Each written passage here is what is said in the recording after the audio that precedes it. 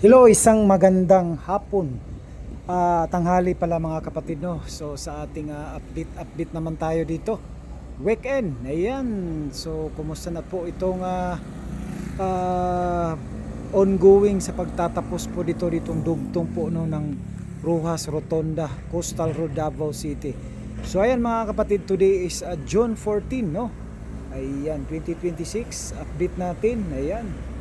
So, wow, kita natin dito sa gilid talagang ano na mga kapatid, oh, naka-bermuda na. At saka itong yung sabi ko last week, itong manhole, initibag na nila para mag-level po. Apat po kasi yan eh. Diyan, no? So, hindi na tayo pupunta doon dahil napakatirik ng panahon. So, kita natin mga kapatid, talagang bermuda, no? Ang ganda na tingnan, naka-install na po itong mga gutter at nalagyan na po ng bermuda. So tuloy-tuloy mga kapatid, overtime talaga dahil ay talagang yun nga, mag-o-opening po ito ng totally open, full blast, no, itong segment B dito lang sa may segment B, no, na ibig sabihin ko na wala na tayong nakikita, fully ano na talaga siya, wala na mga barrier, wala na nag-work, tapos na lahat ng mga sidewalk, manhole, ano pa yun, mga retaining wall, riprap, garden soil, plant box at street lights. So yan, no, so kita natin yan mga kapatid, tuloy-tuloy pa rin ang pag-ano nila dito kahit Sunday. So dito naman talagang kita natin, no, napakaganda na, wow na talaga. Di yan, no, kita natin. So may mga plant box yan gilid sa may kalsada pero konti lang, garden soil. So ito po kasi yung plant box, no, sidewalk ito, and yung mga konti lang yan po yung garden soil, no. Ayan, so yan, ating i-update ito mga kapatid dahil ay talagang nakita natin talagang naporma na siya. Ayan, porma. So nakita natin nakakalat pa itong mga gutter dahil kung may mga inlet manhole kasi tinatapos yan, kumbaga nag-traverse dyan dito. Doon naman sa may dump truck talagang mamaya pupuntahan natin yan mga kapatid. Ayan, so dito tayo sa may kabilang side. So doon naman sa harap, no, doon sa may gym part, kita natin yan, no. Kita na natin talagang pinatag na mga kapatid at may bermuda, no, nakita natin naka-undago na yung mga bermuda doon sa plant box nila. Ayan, so kita natin, ayan. So talagang 1 week nito mga kapatid yan, street lights. Talagang sa 1 week nito, no, talagang gamay na lang yun eh.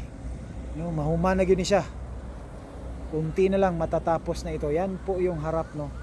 So kita natin may nagpatag, may piso na maliit, may backhoe doon, no. Talagang pinatag na nila. Baka bukas Monday talagang ibuhos na nila yan. So sa unahan tapos na yan. So dito naman tayo balik sa dito sa kinatayuan natin. So dito, ito yung sabi ko last week mga kapatid, na may alley dito. Kaya yan po yung retaining nila, no, na para continue nila yung retaining nila para talagang kumbaga maano talaga yung lupa. So dito naman mga kapatid, kita natin, no, siguro tatambakan pa yon, baka next na yon, pantay na yon, no. So yan, nakita natin mga kapatid talagang no, naglalagay sila ng bermuda. At saka yan, shout out sa ating itong mga bermuda, no, na mga naglalagay dito. Ayan, so kita natin talagang ongoing pa rin yung bermuda, no, kita natin. Gwapo na, no, forma na ba? At maganda na talaga mga kapatid dahil may bermuda na. So yun po yung nagdadala, no, ng attraction nito. Ayan, shout out sa mga nagano dito sa Bermuda. Carlos sa Siakol. Si Carlos Miguel Suaso. Ah, Si Padidit, taga Padidit. Bangkal. Uy, Padidit. Shout out to Padidit. Padidit. From Bulusan, Purok 61, Santo Niño. Ayan. Dancer na siya, senior. So kung naimang kuan Bermuda, tawag pangitaon lang si Padidit. O si Padidit mo na sa call, ang main administrasyon. Ako, okay. Kasi pangalan si mong vlogol. Rowel P. Rowel P. Okay. At yan mga kapatid, tatawid tayo dito sa may pedestrian. Ayan. So pupuntahan natin yung sa may bang house po, no, ng mga workers. Kasi may nakabakod po doon ng mga scene titingnan din natin doon mga kapatid. So ito na po yung barangay, no? May gym dyan. So magkaharap po yung kalsada. So kita natin mga kapatid, no? Nakasemento na po yung curb dito. So dito naman na side, kita natin mga kapatid. So talagang Lunes, Martes, Miyerkules. Talagang ano na yan, may street lights na rin, no? So yan. Tuloy tayo doon sa unahan yan. May ano pa din dito, oh. May pedestrian. Oh, so ayan, kita natin talagang ang pintura dito tapos na. So punta tayo sa unahan mga kapatid. Ayan, nakita natin kaninang umaga nabuhusan itong gutter dito. Talagang tuloy-tuloy. So alas 12 tayo, mga alauna tayo nag-update dito.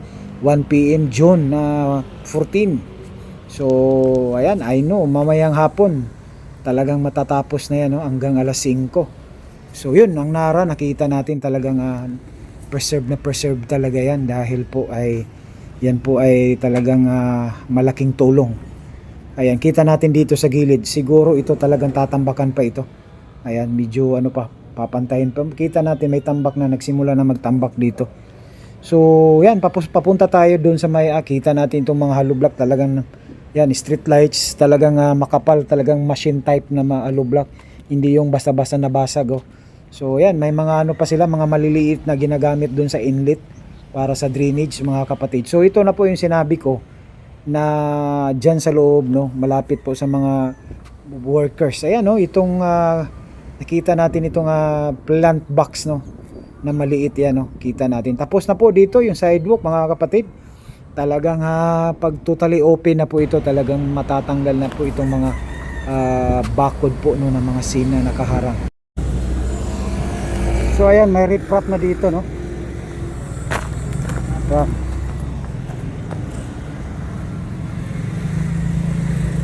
So tatambakan pa siguro nila para maglimil dito sa sidewalk or plant box na yan dyan, no.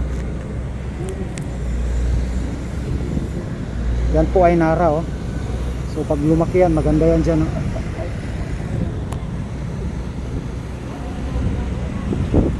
So naporma na rin yung doon, no, sa unahan yung plant box. At saka dito sa gilid wala pa, no. Ayan, wala pa. So ito yung garden soil, no, itong mga maliliit.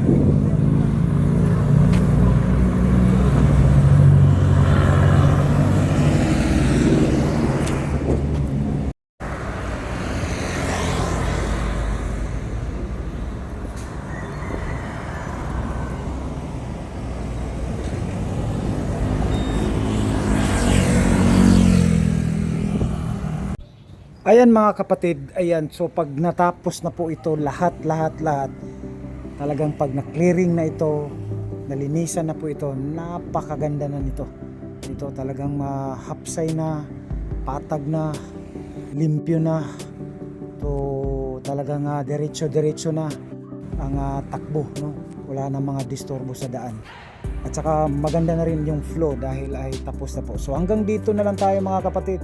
Hanggang sa sunod muli, no? Maraming salamat sa panonood. God bless you all as you watch. Bye-bye.